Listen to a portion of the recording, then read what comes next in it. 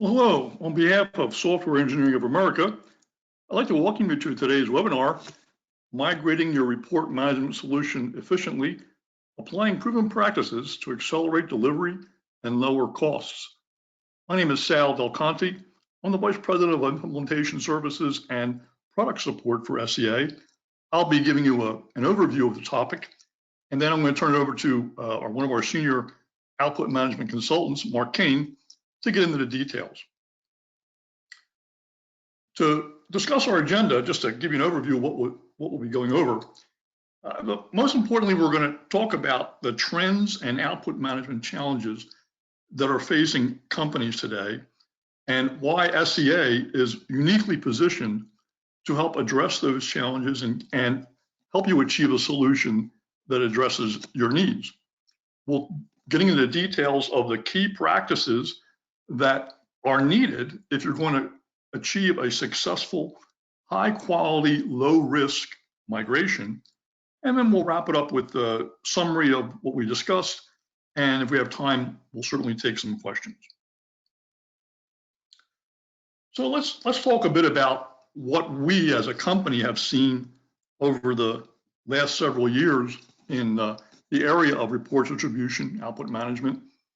We've discussed this topic and worked with many customers in their migrations around the challenges, the way IT, as we all know, and technology is changing, and the expectation that both internal IT customers have and the end users. And many times we're talking about consumer end users for these companies, what the expectations are now and how they need to get to the data and the details of the reports and be able to exchange that data with other vendor products, et cetera. There's quite a number of challenges that the legacy distribution packages, report distribution packages, just aren't architected to handle. Most importantly, among all these challenges, although, is cost containment. As I said, we all know that almost nothing gets done unless the dollars say to do it. So we know as a vendor, a primary vendor in this area, that we have to come into the door and certainly help companies see that they're going to save money, but at the same time be able to provide all of the capabilities that address the challenges that they're facing. Among the challenges include a web requirement for web access, being able to view reports and to view the data on tablets, on your smartphones, and amongst many other vendor products, having the interface capability to do that. That requires that there's a flexible database that enables the data to be shared properly, and the APIs that have to be available to enable the data to be accessed properly and in a way that that not only the report distribution product itself wants to get to the data, but also in a way that allows the flexibility and the freedom for both the business and other vendor products to get to that data as well, to enhance the overall solution for the business. In order to meet the challenges, any given vendor has to be able to provide the items that address those points. And certainly, number one is an architected product that provides for a data layer that is open enough and varied enough that provides the data necessary and access to that data via APIs. API enabled access to all that report content. That's the critical technical need. In order to get to the new product, we're talking a fairly complex undertaking in most people's eyes, right? There's to be able to sit there and say, oh, I'm going to convert or migrate my report distribution system, which probably every single person in the company uses in one form or another, right? Everybody from the accounts receivable department to, of course, all those folks in IT to every unit in the organization probably uses and views various reports. So it's something that is a challenge in order to go in there and migrate from whatever you're using today to something new. So therefore, the requirement is that it be done in a very highly automated, low risk, high quality manner, which is absolutely critical. And of course, to the bottom point there, it all has to stem on reducing the cost as well, beyond just providing that additional value.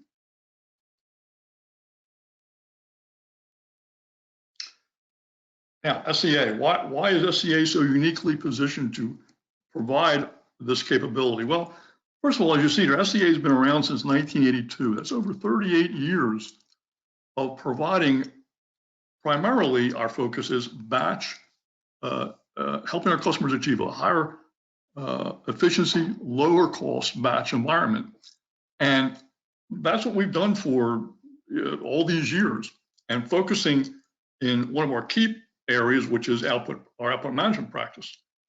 We've got over 1,000 customers worldwide, and many of whom we've helped migrate from their existing report distribution product to our product.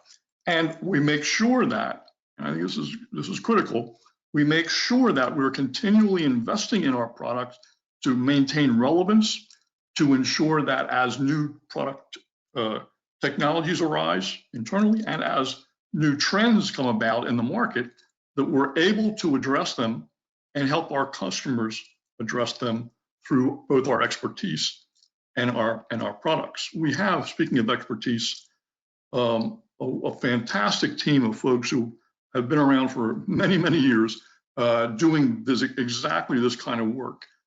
We know we're output management. We understand all the major products that are out there, and we know and we have experience in migrating from them to the TRIMS product, the SCA product. One of the things we're most proud of is our support team, which is there 24/7 all year long. When you call SCA, you get a live person always to help you with any issues that you're faced with. Our specific output management practice, we are committed to providing, as I mentioned, the product relevance, making sure that we're always looking at what is out there, and we always try to look ahead at what's coming down the road so that we can be the visionaries, be the folks who help our customers understand what they're going to be facing with and what we can help with.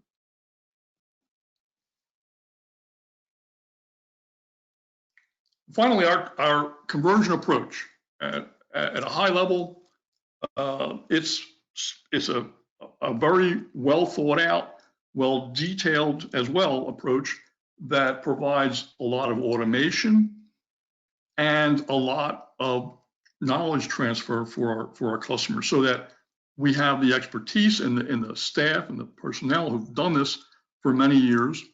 We have the utilities that we've honed many times over the years, going from one product to our product and making sure that the migrations are done quickly, making sure that they're done at a very high quality and with little disruption to any end users, and that's really key. And as well, the complete knowledge transfer, and that involves several aspects beyond just the administrator or the product itself. Certainly, that's a key aspect of and a thorough aspect of the training. But there's also the user training, and there's also some in between as well for the folks who are doing different aspects of report management and output distribution. So we have many ways of training. We have videos. We have site training. We have remote training. all to ensure that when the product goes live, and even in the as we do parallel, that all the folks are trained properly, and that there's a lot of confidence right up front when the products get switched over. With that, I'm going to turn it over to Mark Kane, one of our very senior output management consultants, to take you into the details, and I'll be speaking with you to sum it up later. Mark, take it away. Thank you. Talking about the key practices in managing a successful conversion at this point. We'll start at a high level and then get down into details. Really, one of the most important aspects of any conversion that we're talking about is preparation, whether you're in hand in hand, but whatever, not just to understand your existing system, but to determine what can be improved. This goes hand in hand with training the administrators. What we will do is we'll be defining and implementing the new system. A majority of this new system can be defined programmatically with reports and users and the access to these users, what reports, what users can see, etc. And then finally, what we're talking about is implementing the system. Once you've defined the system, you can start accumulating reports and make sure that you're recognizing these reports properly and they're what you expect. And then finally, you have converting your legacy archives to the new system, which is usually the scariest part of any conversion because of the sheer volume. But this is separate from the other steps prior to this, but this is all still in a controlled, measurable fashion. Certainly, we need to be able to plan this as a project. And over the years of converting these customers, we've developed planning tools to help guide our project. These tools help us separate the project into manageable and measurable tasks. It also helps us to identify and assign resources along the way. And this basically gives us a clear timeline to ensure that we stay on schedule for this conversion. Thorough training. Okay. This is not really, we're not talking about a Vulcan mind meld here, but throughout your project, you're going to be demonstrating the similarities and differences between TRIMs and your existing system. We'll also provide more formal sessions, which can be recorded for future reference. And of course, Sal mentioned before our ongoing report. We can support this 24/7, 365.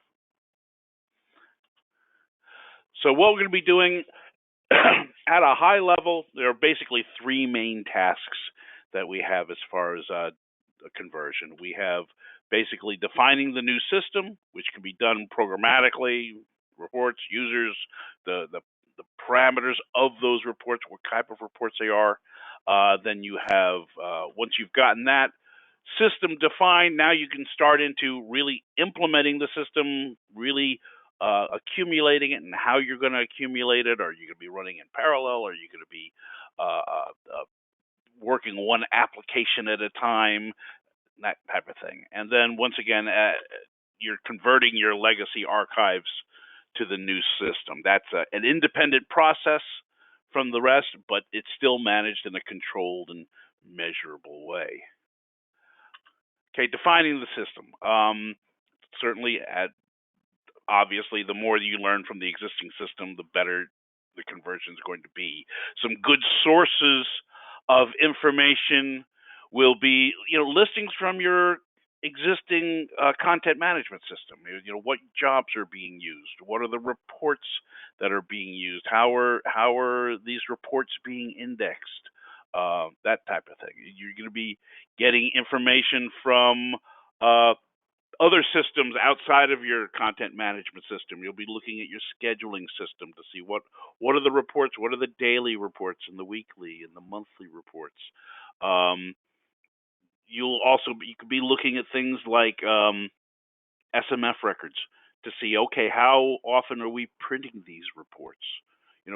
How often are these reports viewed? How long are they on, a primary DASD until the point where we don't need them anymore? When should they be migrated to secondary storage? How often are they restored? How often do we have to recall these from the migrated state back to your primary archive? So this is all information that we would catch up front, and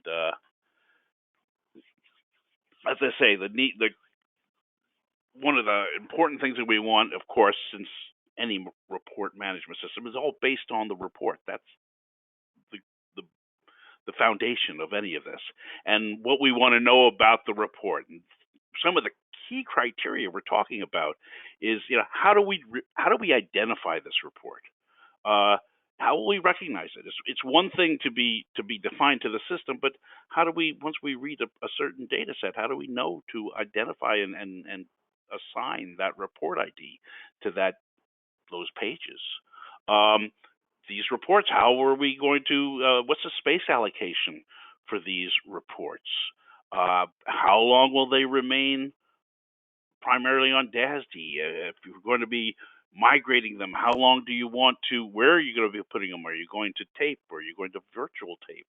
Are you going to what they call network address storage? Are you going to be, as I say, there's a plethora of how these reports can be stayed and how long they're going to be retained. And what do we do for long-term storage? What kind of reports are we talking about? Are they the characteristics of the report? Are they laser print documents? Are we using Xerox or AFP to deal with that? Where are the resources, and how are they associated with that report? So there's a lot going on here, but we have the ability to actually, as I look at these resources, and as you see in the chart here, we will get this information. We will use our method to generate basically batch transactions that will be fed into our importing system, the TRIMS import, which would then be used to generate a new database, which will mimic your existing report management system. Now, another part of once you've gotten the reports and the recipients and all that defined, now we're talking about how do we implement it? How do we get this going? And a lot of this time, this will often rely on how you're currently, what's the method that you're using currently to capture the reports? Are you using, a started task that just sits there in JES, just constantly monitoring JES? You might be simulating that by having a regularly scheduled submission of a batch job that sweeps JES. Basically, that simulates a started task. We say, okay, every half an hour we're going to submit a job that's going to go through this go through this process. We might be putting. This might be contingent on the actual application job stream. You can be the job stream that creates these reports might have actually steps within it that are actually going there and accumulating these reports, and that's very common. We also have you can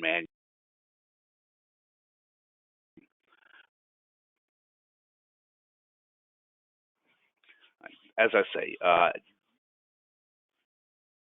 when you are talking about implementing the system, as I say, it's very important to understand, how we're going to be identifying this report. There's a subtle difference between defining a report to the new system and actually identifying the report. If those of you who might be dealing with a help desk in this arena would be familiar with, your end users calling you and saying, "Oh, I've lost my report." Well, it hasn't really been lost. In most cases, it's probably been misidentified. And to an end user, however, a misidentified report is a lost report.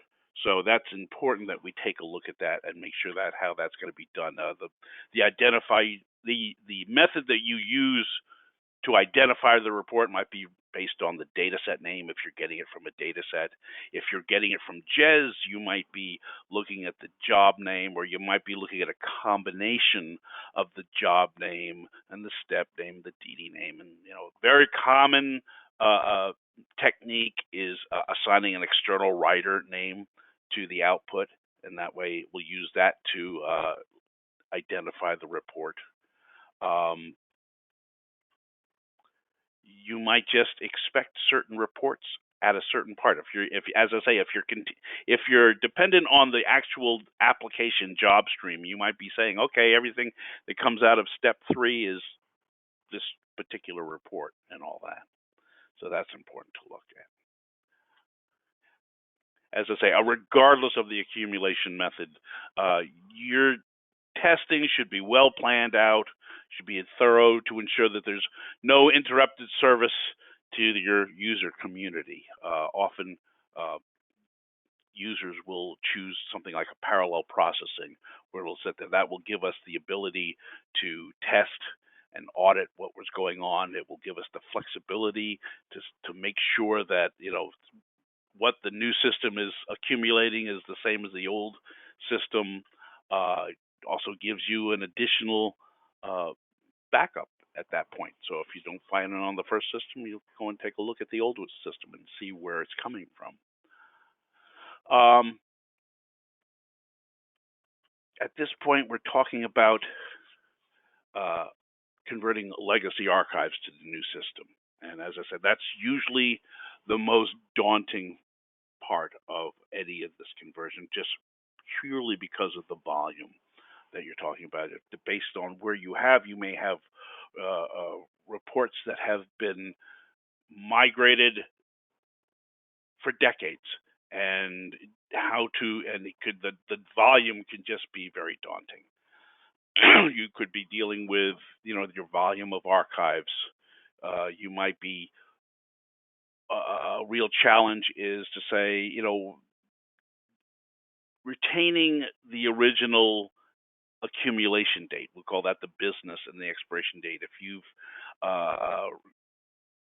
got legacy archives from 2015 and they've got a 10-year retention, you want them to still expire in 2025. You don't want to, at the time you accumulate them, suddenly start from as if they have another 10 years.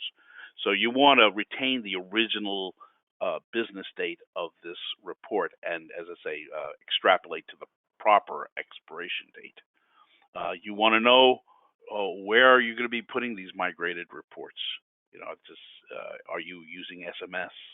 Are you using virtual tapes? Are you using network address storage?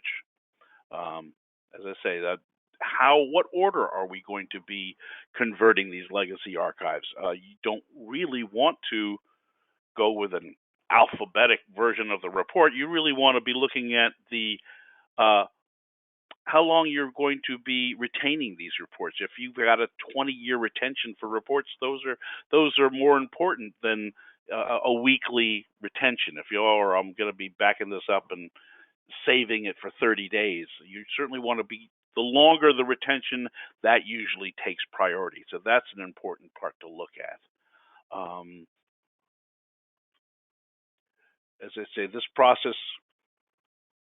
what's good about this, the good news is that this process can be separated from your daily processing schedule. You can be dealing with your daily accumulations, and then now on another side, you can say, okay, we can take these legacy, and this can be organized into manageable tasks. We will be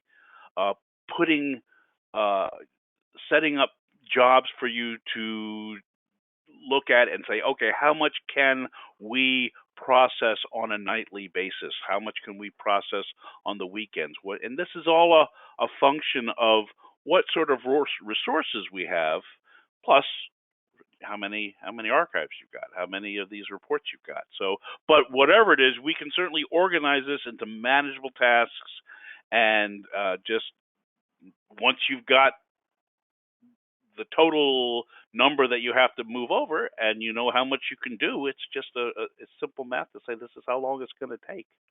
So that works out. And as I say, at this point, it's also good to know a good time to identify obsolete reports. Hey, we haven't created this report in 20 years. We still have it on the books. There are no active reports. There are no migrated legacy reports. All right, it's time to decommission that. And as I say, the diagram on the right demonstrates how we'll take this information, generate jobs that we can give to you that can be put in your scheduling system and to be processed on a regular basis.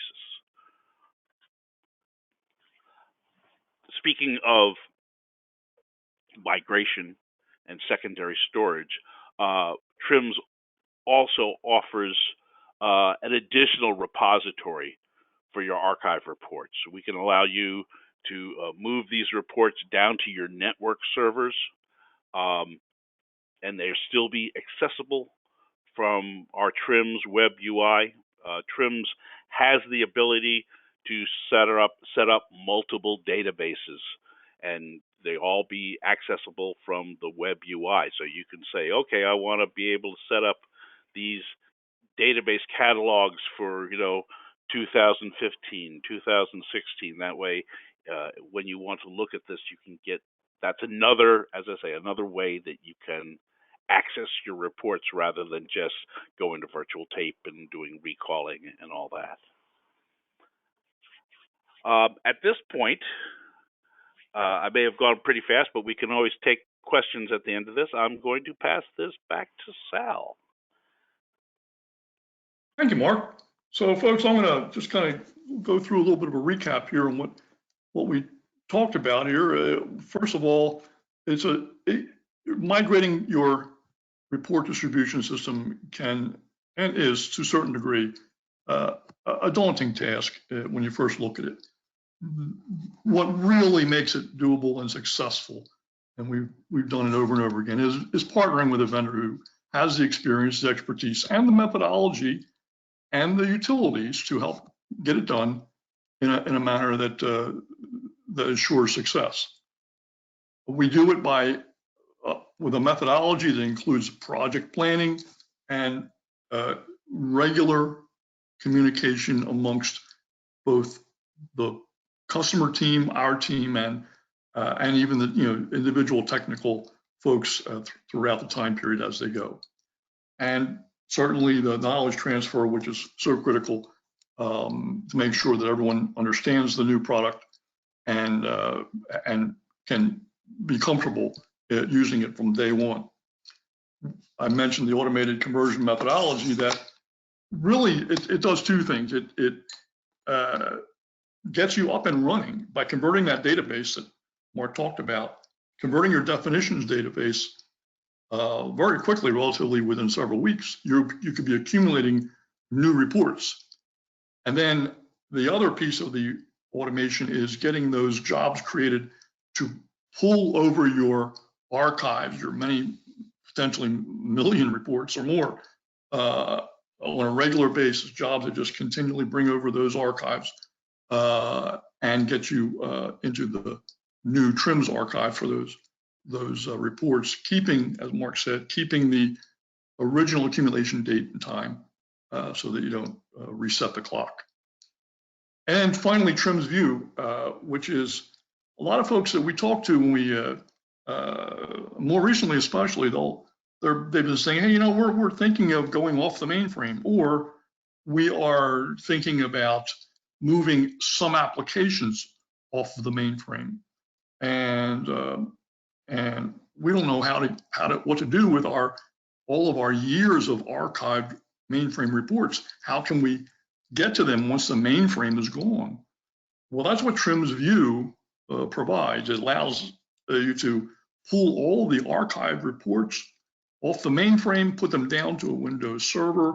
And Mark mentioned create as many databases or catalogs, we call them, as you might want, maybe by year, 2015, 16, 17, whatever it might be, or by, could be by application name, whatever.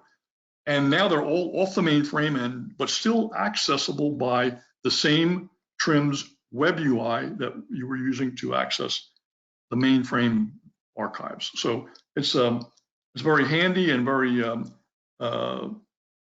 transparent to the end users, really, for the most part. So they're able to get to those old archives just the same way they did before, and yet there's no mainframe available. So that's a great thing. So that's the recap, and I think let me see. We certainly have some time here for a few questions, and I think that's. Let me see if we have a couple down here anyway, folks. Yeah, okay, I do have some here. Okay, so first question: after converting the migrated archives, where do they reside and how are they accessed? Okay. Well, those archives are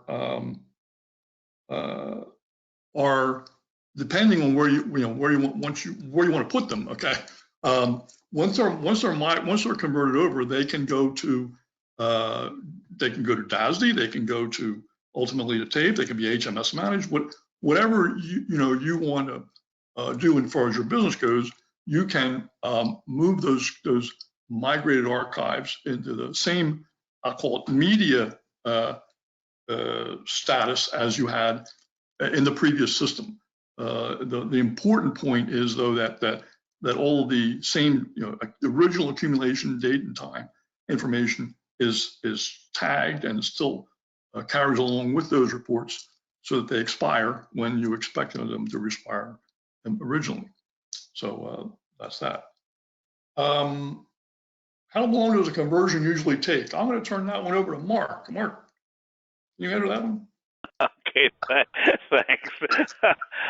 just to get pop back on the old question, the actual database conversion will recognize what type of migration qualities that the old reports have. So you're not bound to them. So if you are, if you've been on tape and then you want to go to a new media for the migrate argument, we can certainly do that. But as a default, we'll look at your database and say, okay, these reports are kept so long on DASD and so long on a migrated media, and move on. But you certainly have the ability to change it as that happens. So just want to let that known. Getting back to how long does a conversion usually take? This is one of those house type of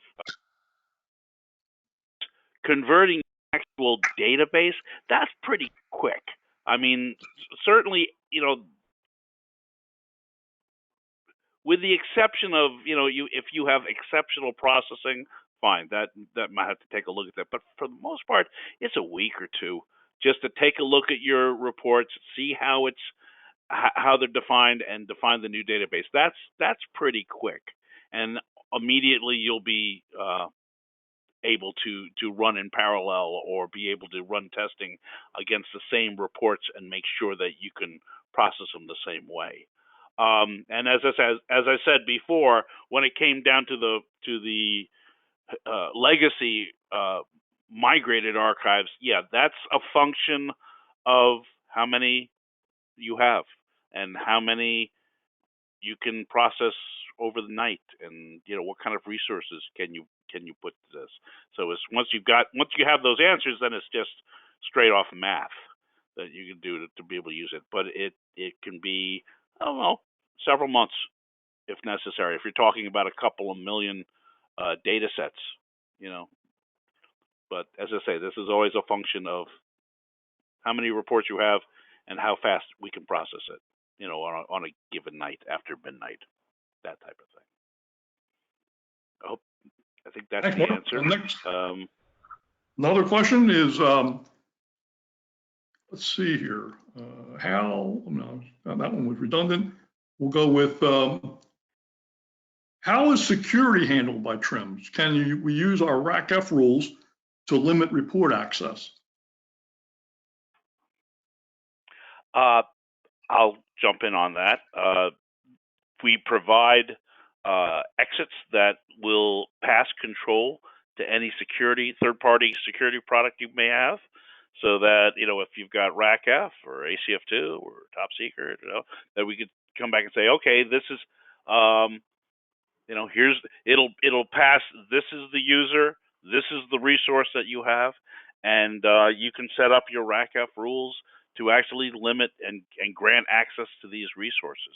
It is very common, and in fact seems to be the prevailing trend as far as the customers we've been seeing who've been wanting to move to this, because that's that's the business area. We want to reinvent the wheel. This is, to look at the security. We certainly have the ability to, if you do not want to use a third-party product, we certainly can do so with our internal security in trims. So it really is based on what you as a user want. Great. Thanks, Mark.